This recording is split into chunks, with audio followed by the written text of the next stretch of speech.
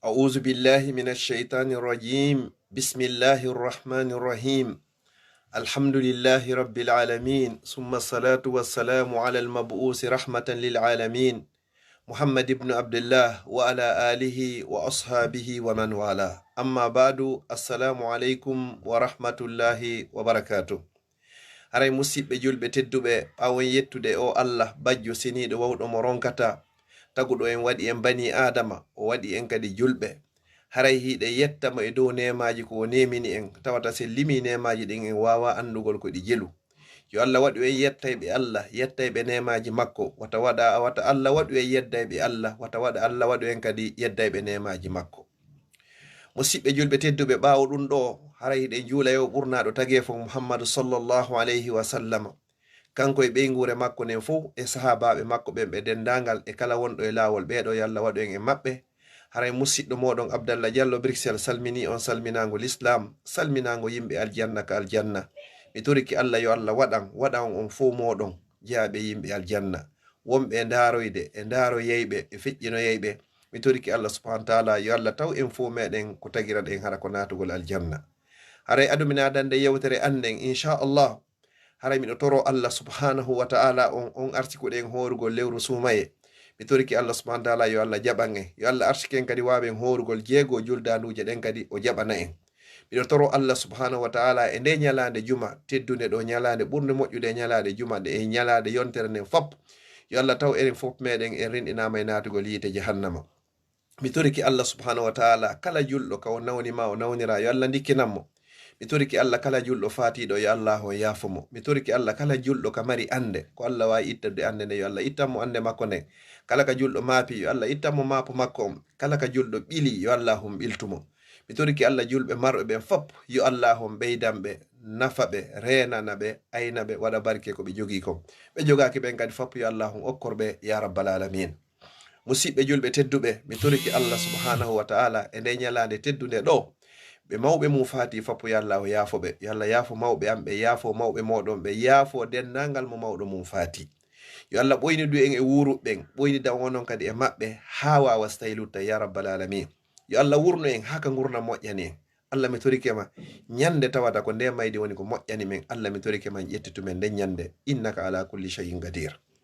musidɓe julɓe tedduɓe komi falete andintinde hoore an ɗo awwalan wa akhiran mi andintina musidɓe an fo ko hunde wotere bone hun gotum ɓurkun e hulɓinade e boneji jeeyakun e boneji ɓurɓe hulɓinade fi honɗum ko naɓay kun goɗɗo e nder yiite jahannama tawata bone hun kun hikun hulɓini ka Allah ɓuri bone jeeno.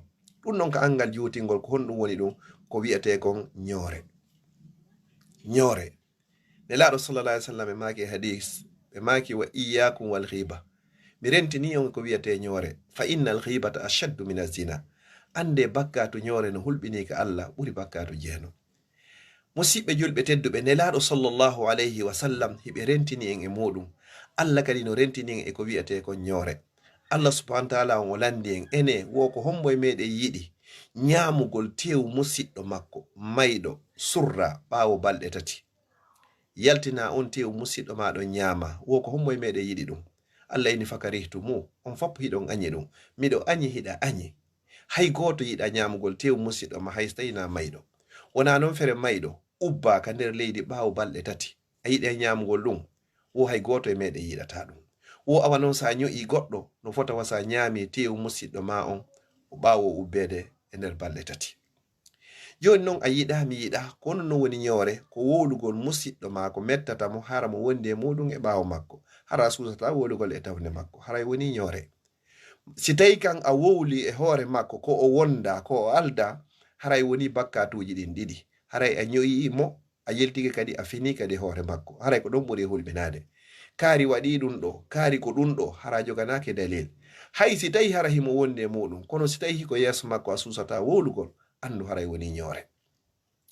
nelaɗo sallallahu alayhi wa sallam noon fewndo ɓe royra ɓe wi ka leydi ga ɓe seeni ka kammu hiɗen andi nelaɗo sallallahu alayhi wa sallam Allah immino seydina Jibril ɓe arani nelaɗo sallallahu alayhi wa sallam e nder Makka ɓe yiwi Makka ɗon ɓe yehi Jérusalem Palestine ɓe julni ɗon annabaɓe fo ɓe guluje 194 ko ɗum woni 124,000 annabaɓe mo be kadi hooti ka kammu ka woni ton.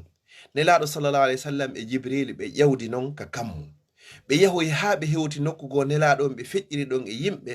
On andi nelaɗo visituno aljanna on, ɓay ɓe visiti aljanna on ɓe tawi ko homɓe ɓuri ɗuɗde nder ton ko miskinɓe ɓen. ɓe visitoy yiite ngen kadi ɓe tawi ko homɓe ɓuri ɗiwɗude ka nder yiite, ɓe tawi ko rewɓe ɓen. nelaɗo sallallahu alayhi wa sallam landi ko fi honɗum, ɓay ɓe arti ɓe waɗi contrat ndi on, sonnajo go landino nelaɗo sallallahu alayhi wa sallam wo ko fi honɗum ko menen rewɓe ɓen ɓuri ɗuɗugol ka nder yiite jahannama. nelaɗo maki sallallahu alayhi wa sallam wo ko sabu piiji ɗiɗi pette ɗuɗɗini on ka nder yiite. wo hiɗon heewi huɗugol, sonnaji o seytinayi tun o huɗo ɓiɗɗo makko on, tawi huɗu neniraɓe tedduɓe. ɗiɗi hiɗon heewi dullalngol modiɓɓe mon ɓen. an e gorko an e modi ma o wonda e duuɓi ñande go galɗon tun gokkum o inna min ilami hewti ka maɗo ha hande mi heɓari moƴƴere e juuɗe ma. ko sabu ɗi konguɗi ɗo ɗiɗi hebbinoy yimɓe sonnaɓe ka nder yiite jahannama. neniraɓe tedduɓe on torama on jeejama, bandiraɓe tedduɓe teddirɓe l'islam, acce huɗugol ɓiɓɓe ɓen, du'ane ɓiɓɓe ɓen wata on huɗuɓe. sa yi ɓiɗɗo o waɗi ko hana waɗede, ko hanaka waɗede, ko fewari woni. so fewino pellet ko hanuno kon o waɗayno. du'ane ɓiɓɓe moɗon ɓen wata on huɗuɓe. ɗiɗaɓum ɗum kadi anditane modiɓɓe moɗon ɓen wata on dullanɓe. ko sabu ɗiɗo ɗiɗi ɗuɗɗinoye sonnaɓen ka nder yiide jahannama.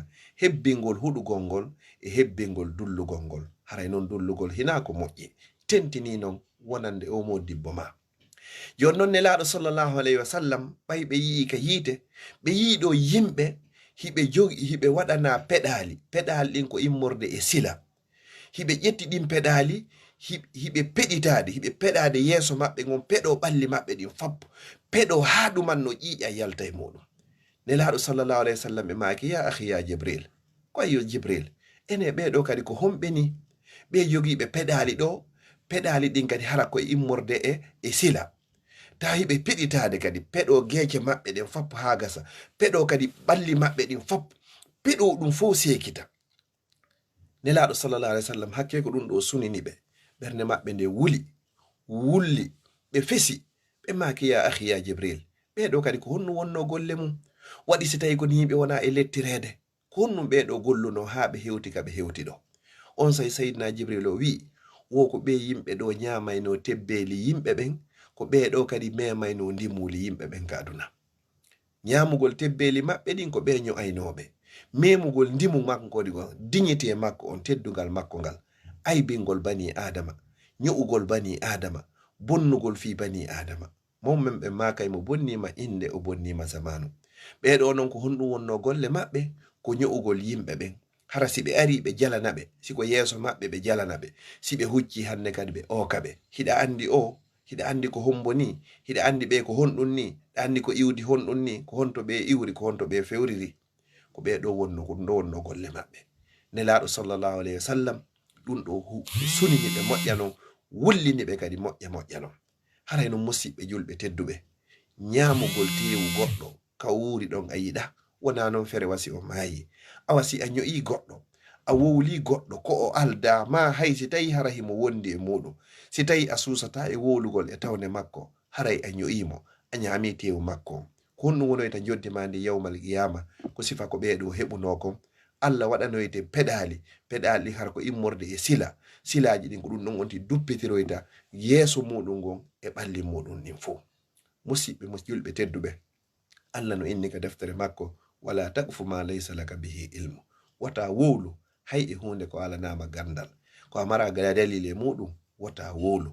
yimɓe ɓen fappo kullukum min adam wa adam min turab, on fappo moɗon ko iwɗon koye adama le ko iwi koye bulbuldi. nelaɗo sallallahu alayhi wa sallam e maki la fadla li arabiyin ala ajamiyin wala aswadin ala abyadin illa bittaqwa wal amalu salih. wo on fo moɗon koye adama iwɗon, adama koye bulbulde.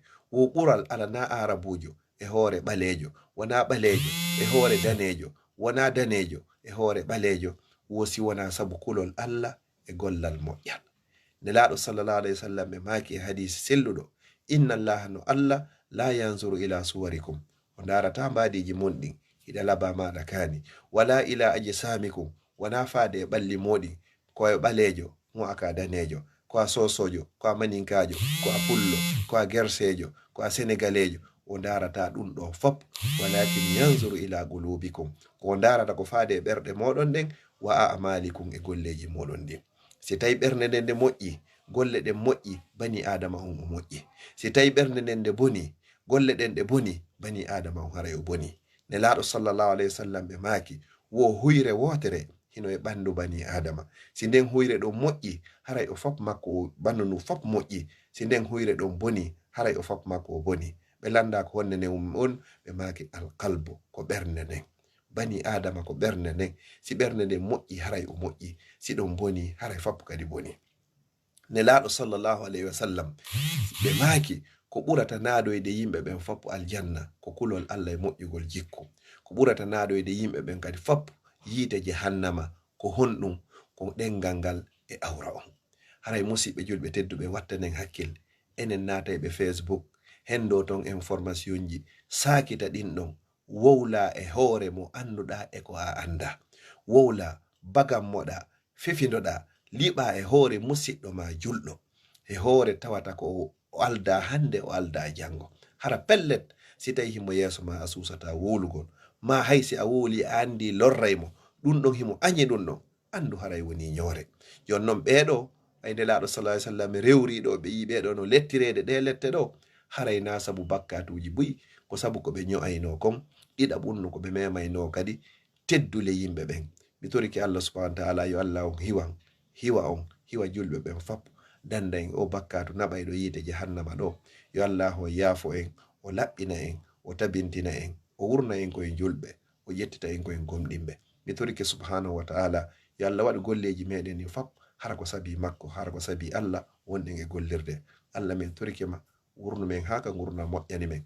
Allah min torikema ñande anduɗa pellet ko mayde nde woni ko moƴƴani men, hara ruttorde amen ko jannatul firdawsi laala. Allah mi torikema ƴettitu men nden ñande. Allah mi torikema waɗ golleji amen ɗin fop hara ko fima wona e gollirede. Allahumma ij'al jam'ana haza jam'an marhuma wa tafarruqana min ba'di marru'a fasuma برحمتك يا أرحم الراحمين يا رب العالمين. اللهم لا تجعل الدنيا أكبر همنا ولا مبلغ علمنا ولا إلى النار مصيرنا. اللهم لا تسلط علينا بذنوبنا من لا يخافك فينا ولا يرحمنا برحمتك يا أرحم الراحمين. وصلى الله وسلم وبارك على نبينا محمد وعلى آله وصحبه وسلم تسليما كثيرا. وآخر دعوانا أن الحمد لله رب العالمين.